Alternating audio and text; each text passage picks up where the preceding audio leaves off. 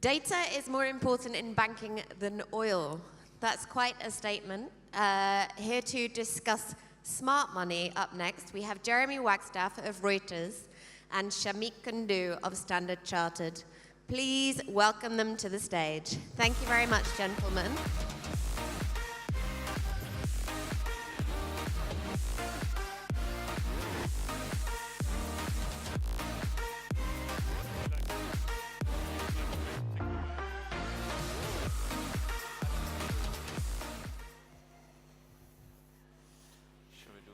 Okay. Hi, good afternoon. Let's figure out how we What's sit. that? Sorry. You want one between us? Yeah, that's fine. A buffer zone, maybe. Hi, my name's Jeremy Wagstaff. I'm with Reuters. I'm lucky to be here this afternoon with Shameek Kundu, Chief Data Officer of Standard Chartered Bank. Right. Thanks for joining us. Thank you. I wanted to jump straight in and ask about what kind of data banks have. So your job is marshalling this data and making use of this data. What kind of data are we talking about?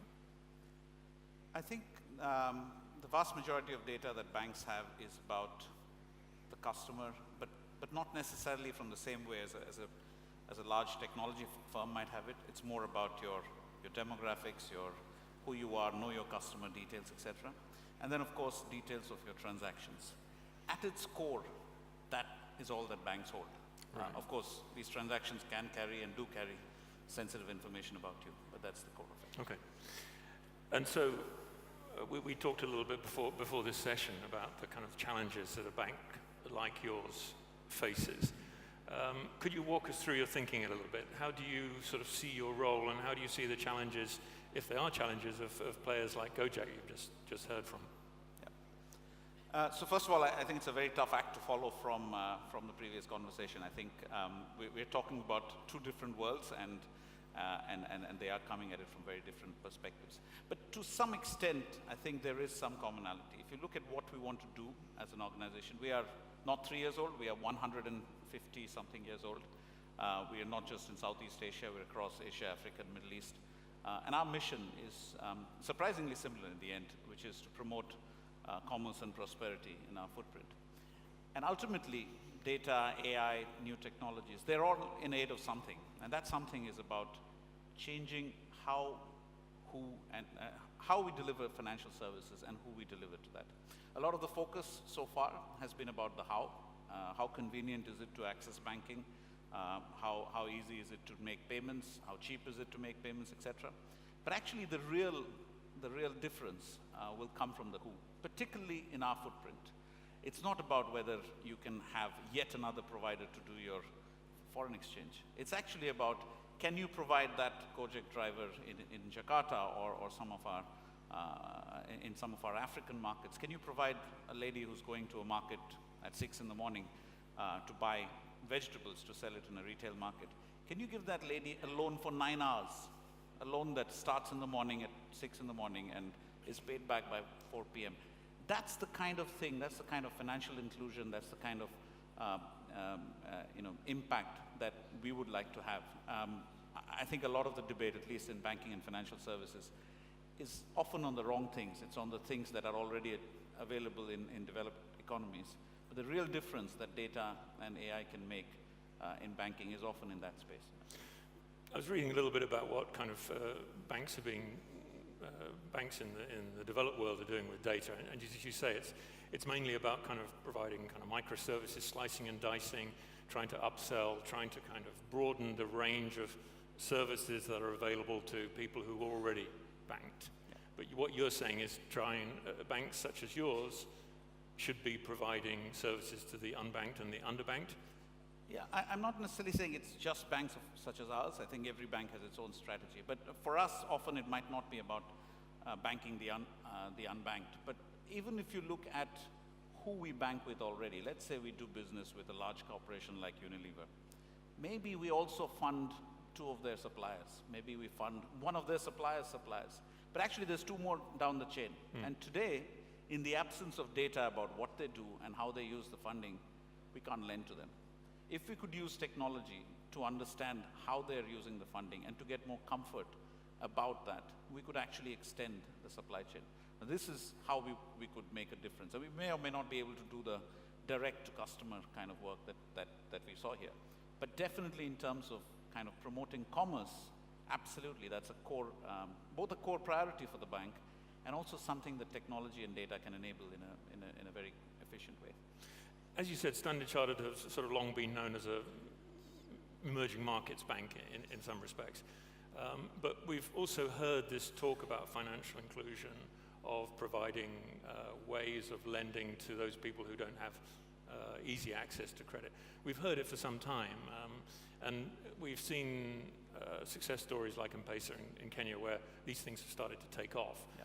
But it was kind of noticeable then that it wasn't really a bank that was doing that, it was ostensibly a cell phone company. Yeah. We've also seen the sort of same thing happening in China, where huge amounts of money are changing hands over mobile banking, something like 500 million active users, which dwarfs every other country in the world, $26 trillion likely to go over mobile phones this year.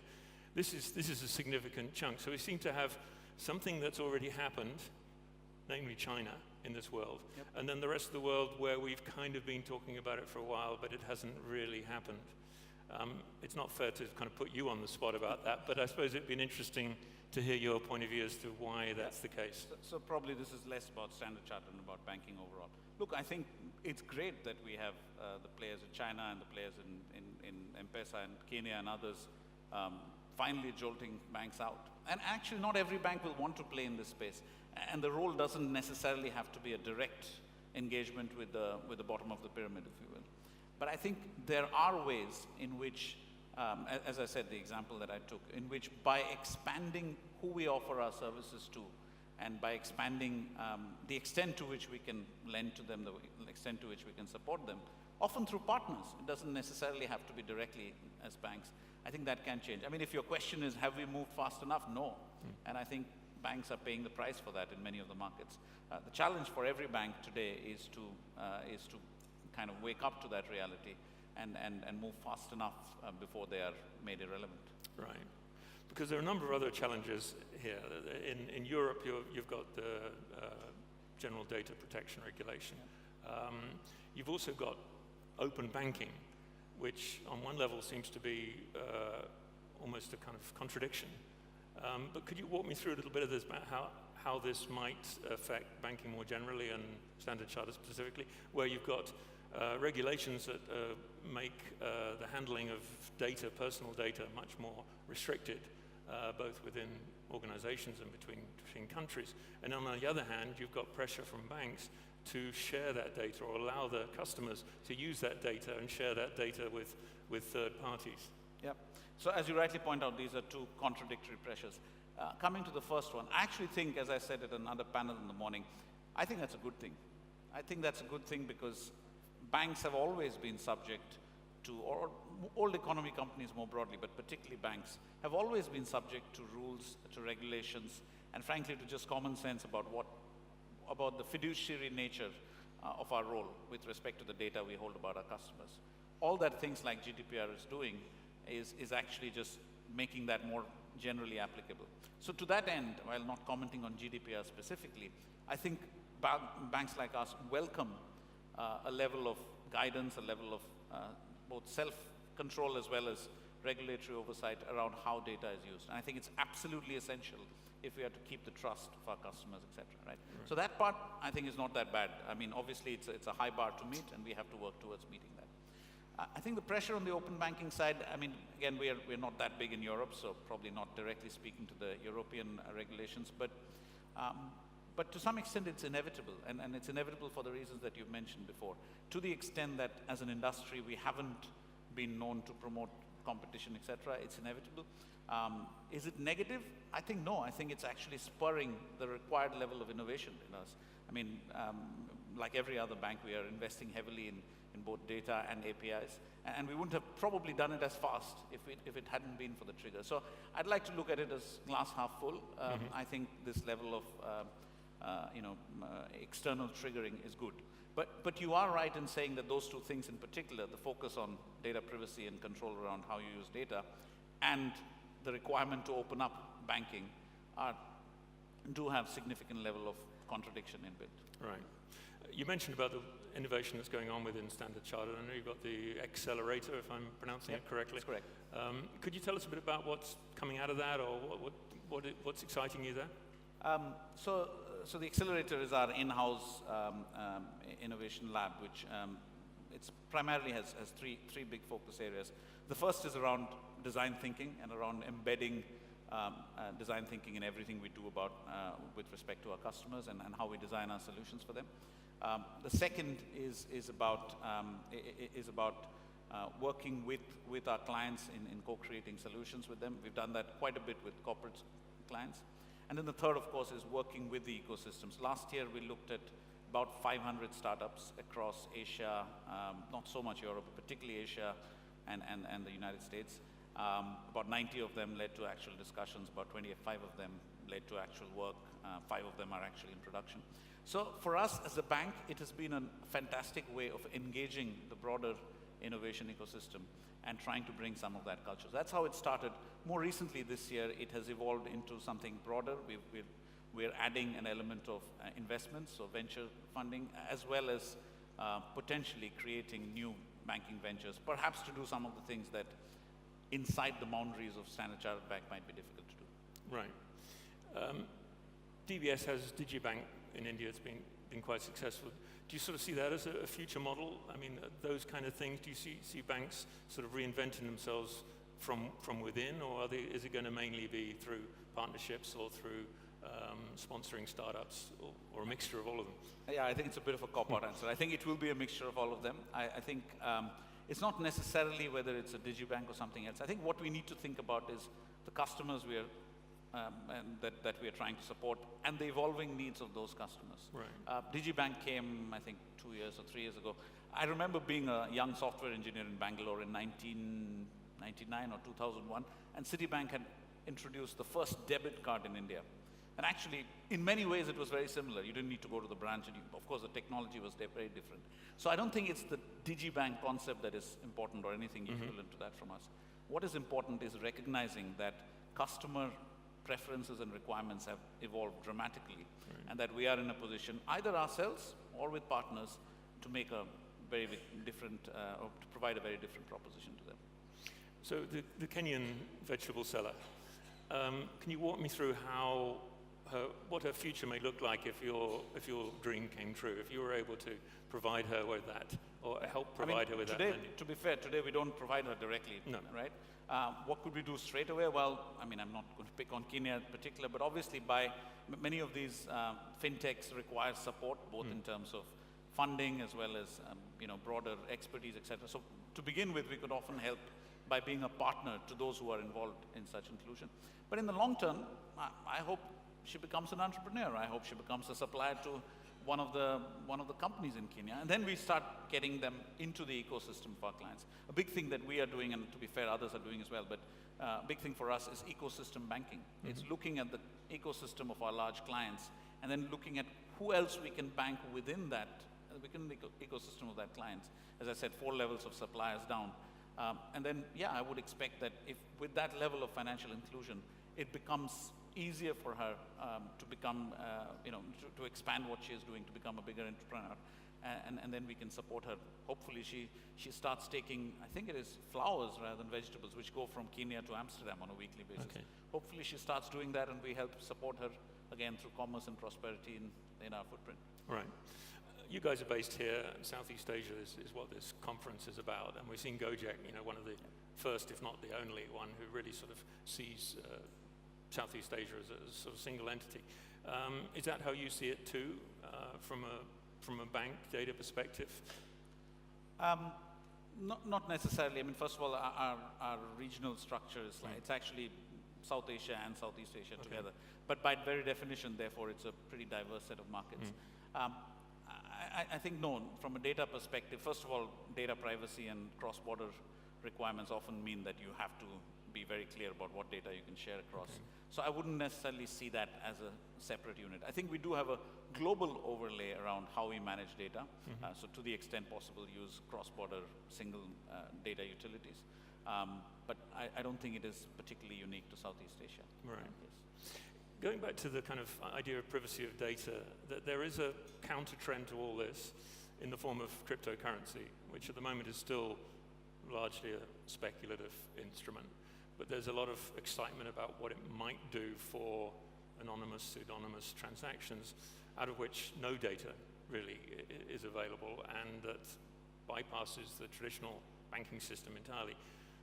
What's your take on this? Do you sort of have a view on it? And from a purely data perspective, is it sort of presenting a nightmare scenario for banks?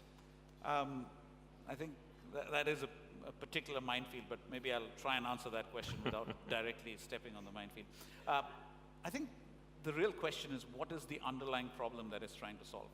If the underlying problem it's trying to solve is one of trust, then I think, yes, I think distributed ledgers more broadly, not cryptocurrencies, are a very important tool.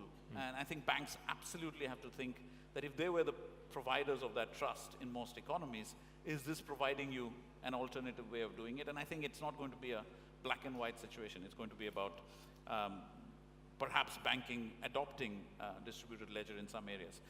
And there are examples, for example, of us and a few other banks working on using distributed ledger for trade finance transactions and so on. So that part, I'm quite positive and upbeat about. If the objective of the distributed ledger or blockchain is to provide secrecy, I'm not sure, it's not just us, I'm not sure it will be acceptable to regulators. How will you do anti-money laundering checks? How will you prevent child trafficking or slavery related financing from going through those channels? So I think that part of it, the secrecy part of it, this is not, in my view, the right way to do it. But if it is a question of are there new ways of building trust in areas where traditional ways have failed, then absolutely, the broader distributed ledger technology definitely does appeal. Right.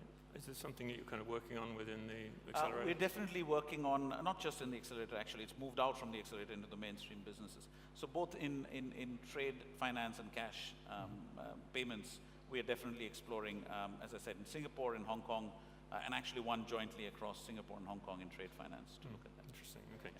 Yeah. The other kind of dark point is cybersecurity. Is our data safe with banks? I mean, this is tempting fate, not just for banks, I think for every kind of organization. I think the only thing I would say is banks are conservative. I mean, you look at me, I'm wearing a suit, even you are not wearing it, and my predecessor definitely wasn't wearing a suit just now. We're conservative. We are starting off with the knowledge that it is very important to keep our clients' data protected. Our starting assumption is, unfortunately, when it comes to access to data, not why not, but why. So from that perspective, I think from a cultural or DNA perspective, I think we are more careful. That's our starting point. So to that extent, the awareness of security, privacy, cross-border access, all of this is at the highest level of the board at all times.